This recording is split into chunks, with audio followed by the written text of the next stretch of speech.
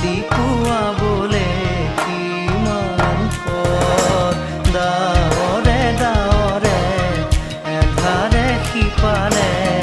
জেউতি লুকালে